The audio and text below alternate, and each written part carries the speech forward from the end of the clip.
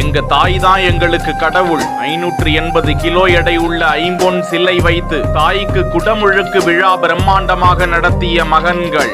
ஆகாசம் கண்ணுக்குள்ள கருவாகி வந்த புள்ள, நீ இங்கு நடந்திட வழி நூறுவா.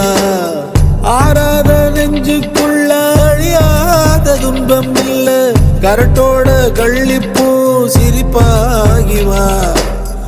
சிவகங்கை மாவட்டம் திருப்பத்தூர் அருகே வெளியாரி கிராமத்தில் முத்துக்காளி தம்பதியரின் 3 முத்தான மகன்கள் சண்முகநாதன், சரவணன், சந்தோஷ். கால கணக்கில் காலனால் பிரித்து எடுத்துச் செல்லப்பட்ட தாய் முத்துக்காளிக்கு மகன்கள் இணைந்து 580 கிலோ எடையிலான ஐம்பொன் சிலையினால் கோவில் அமைத்து சுமார் 1 கோடி ரூபாய் செலவில் கோவில் கட்டினர். தினமும் அந்த தாய் கோவிலுக்கு அந்த 3 மகன்களும் வந்து பூஜைகளை செய்து வணங்கி வருகிறார்கள். இக்கோவிலில் புதிதாக முத்து விநாயகர் சன்னதியும் அமைக்கப்பட்டு யாகசாலை பூஜைகளுடன் குடமுழுக்கு விழாவும் காணப்பட்டிருக்கிறது. அருள்மிகு ஸ்ரீ முத்துக்காளி அம்பாள் என பெயர் சூட்டப்பட்ட இந்த கோவிலில் முதலாம் வருஷாபிஷேகம் நடந்து கொண்டிருக்கும் காட்சியை தான் பார்த்து கொண்டிருக்கிறோம். அம்மன் கோவில்களில் எப்படி உச்சிகால பூஜை நடைபெறுமோ அதே போன்று சிறப்பு அலங்காரம் செய்யப்பட்டு அம்மனுக்கு அபிஷேகம் நடந்து கொண்டிருக்கும் காட்சி பிரமிப்பை ஏற்படுத்துகிறது. தாய்க்கு கோவில் கட்டி